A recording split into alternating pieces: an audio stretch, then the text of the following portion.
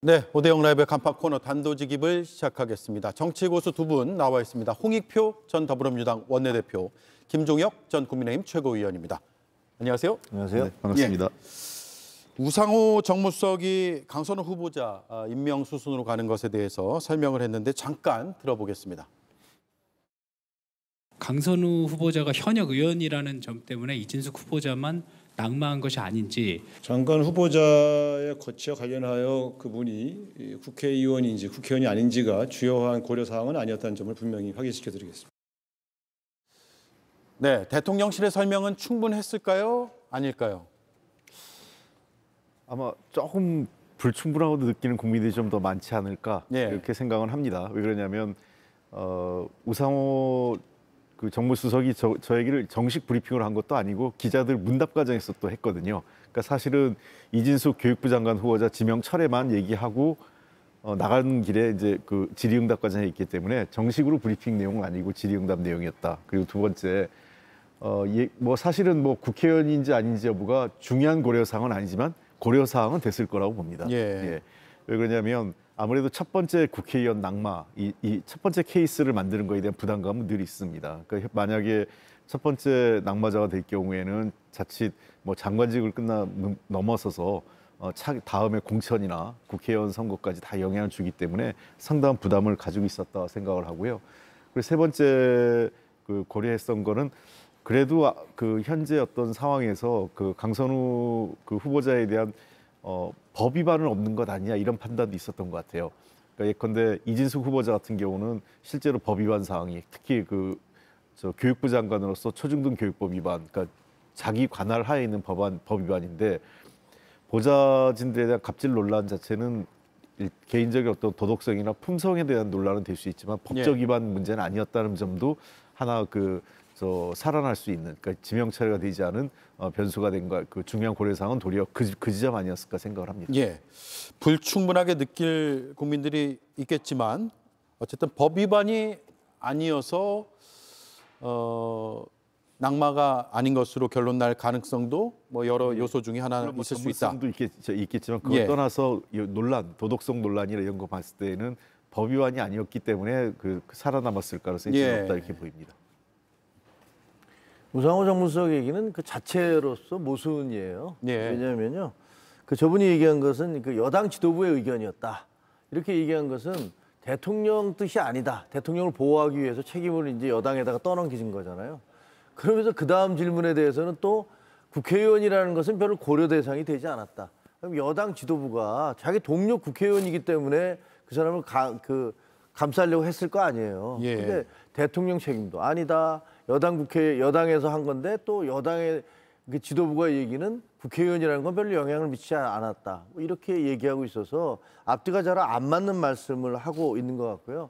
제가 보기에 저 발표를 보면서 가장 억울한 사람은 대한민국에서 아마 이진숙 교육부 장관 후보자일 거다. 낙마했잖아요.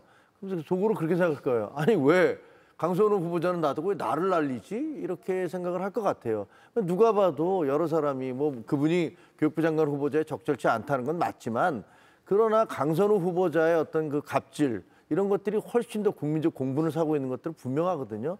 근데 그분은 놔두고 자기만 날아간다? 그럼 이렇게도 생각할 거예요.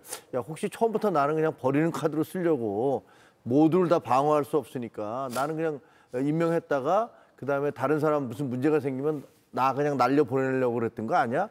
이렇게 생각할 수도 있을 것 같아요. 굉장히 억울해할 것 같습니다. 예. 자, 여론이 결국 중요할 텐데 오늘 나온 여론조사 결과를 보면 이재명 대통령의 국정 수행을 긍정적으로 평가하는 비율은 62.2%였고요. 부정평가가 32.3%로 나타났습니다.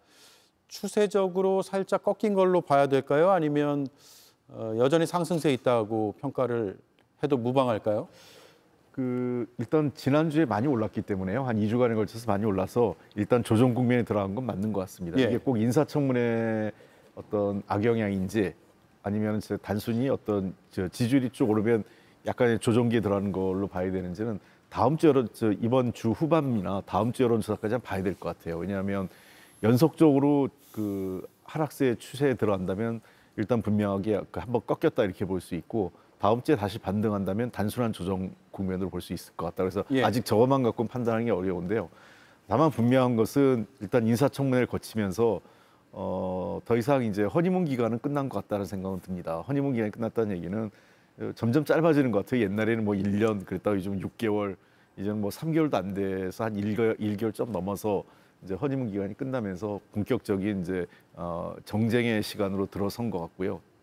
특히 최근 들어와서 이런 저는 인사청문회뿐만 아니라 여러 가지 그 자연재해 수해 피해가 크지 않습니까? 이 자연재해 문제도 아무래도 이재명 정부에게는 그 여당과 그 정부 여당에는 부담이 되는 이슈는 분명히 된다 이렇게 생각을 합니다. 예.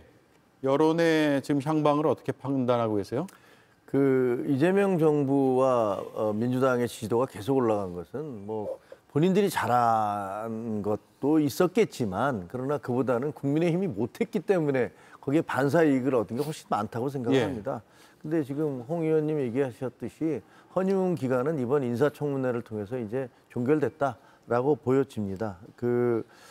특히 이제 이번에 두 장관, 강선우 장관 이제 남고 나머지 한 명은 내려갔지만 그 청담동 술집 그 거짓말을 했던 김의겸 씨 새만금 청장 임명을 하고 또 그 김의겸 씨에 대해서 김의겸 의원에 대해서 뭐 딱 들어보니까 그 말이 진실 같다라고 얘기했던 사람을 인사혁신처장에 임명하고 이런 것들을 보면서 아니 도대체 저게 무슨 인사지 이렇게 생각을 할 것 같아요. 그래서 그런 부분들에 있어서 국민들의 기대가 상당히 반영이 돼서 지지도가 떨어지고 있는 네. 것 같고 기대가 아니고 실망이 반영돼서 지지도가 떨어지고 있는 것 같고 지금 저게 뭐 별거 아니잖아. 그래도 우리 60% 넘잖아. 이렇게 생각하실 수도 있는데 안에서 골병듭니다.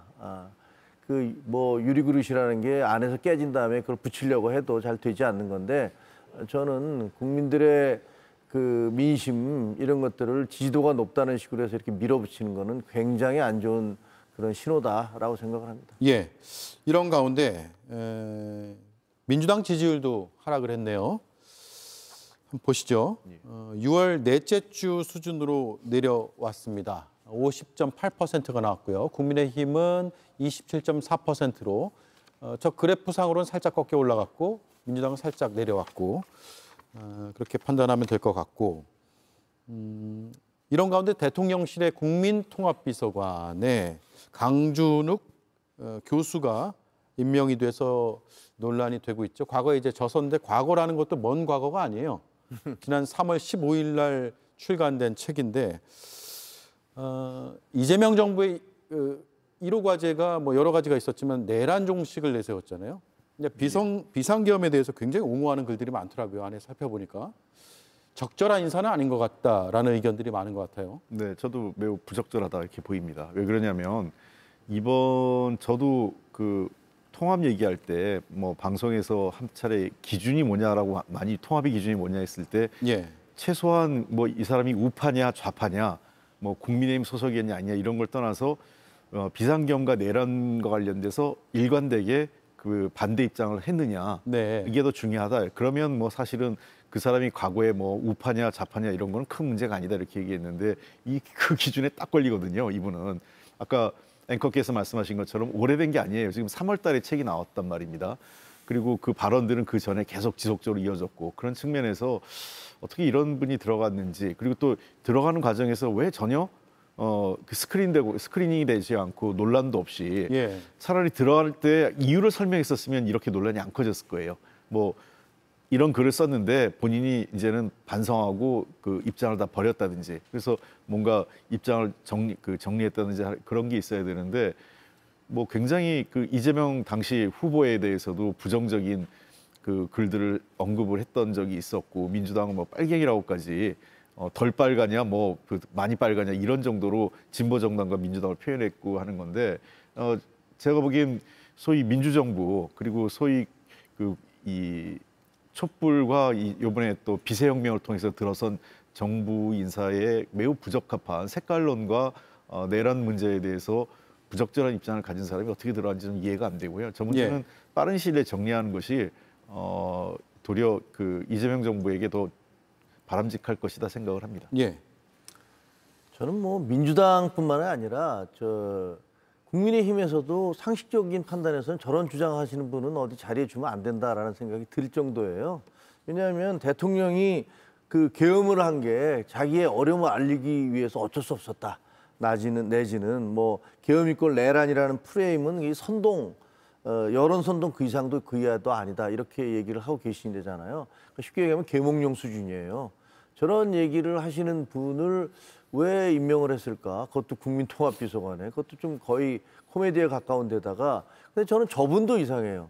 아니 본인이 그렇게 생각하면 이재명 정부에 들어가면 안 되죠. 예. 그럼 송미령 장관 무슨 갑자기 뭐 그 이전까지는 뭐 농망법이라고 하다가 그걸 무슨 희망법이라고 그렇게 얘기를 하면서 장관직을 유지하는 것과 별로 달라 보이지가 않거든요. 자기 가치와 철학과 완전히 다른 주장을 하는 정부에 그걸 무슨 국민통합 비서관으로 들어갈 수 있는 것이 대한민국 사회의 어떤 관료들이나 지식인들의 어떤 모습, 그 실상 이런 것들을 보는 것 같아서 굉장히 씁쓸합니다. 예. 대통령이 얘기하신 봉합이 아니라 통합이라고 했잖아요. 저거는 통합비서관이 아니라 봉합비서관입니다. 저렇게 얘기하면. 예.